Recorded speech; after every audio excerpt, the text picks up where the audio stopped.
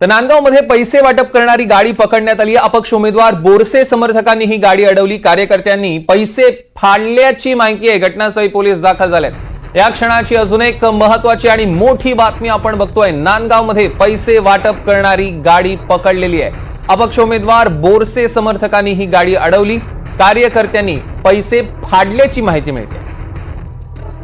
घटनास्थळी आता पोलीस दाखल झालेले आहेत। दृश्यांमध्ये आपण बघू शकतोय कशा पद्धतीनं हा पैसे वाटपाचा पैसे फाडलेले आहेत अक्षरशः, आणि ते पैसे फाडून टाकण्यात येतात। अपक्ष उमेदवार बोरसेंच्या समर्थकांनी ही गाडी अडवली। नांदगावमध्ये पैसे वाटप करण्यात येत होते एका गाडीतनं, आणि ती गाडी पकडण्यात आली। निलेश वाघ आपले प्रतिनिधी आपल्यासोबत फोन लाईन वरून जोडले गेले आहेत। निलेश, काय घडलेलं आहे नेमकं? नक्की सौरभ, नांदगावच्या साखरो मतदान केंद्रावर ही घटना घडली।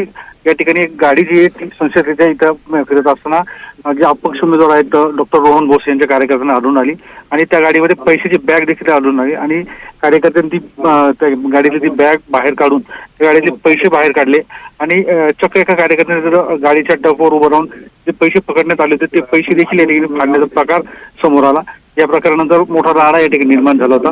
मात्र आता पोलीस घटनास्थळी दाखल झालेत, आणि पोलिसांनी आता कार्यकर्त्यांना पांगवले आणि गाडी ताब्यात घेतली, आणि या सगळ्या प्रकारामुळे जो तणाव निर्माण होता तो कुठेतरी आता निवळताना दिसतोय। सौरभ, नेमकी कोणाची गाडी होती असा संशय आहे निलेश?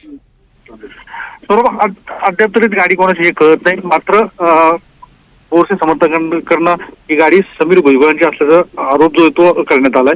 मात्र याबाबत अजून दुजोरा मिळत नाही। सौरभ, निश्चितच निलेश, यावर लक्ष ठेवून असता तोवर आपण प्रेक्षकांना दृश्य दाखवूया कशा पद्धतीनं त्या गाडीवरच हे सगळे कार्यकर्ते चढलेले आहेत, आणि हा कार्यकर्ता थेट जे पैसे पकडण्यात आलेले आहेत ते फाडून कार्यकर्त्यांमध्ये अक्षरशः फेकतोय।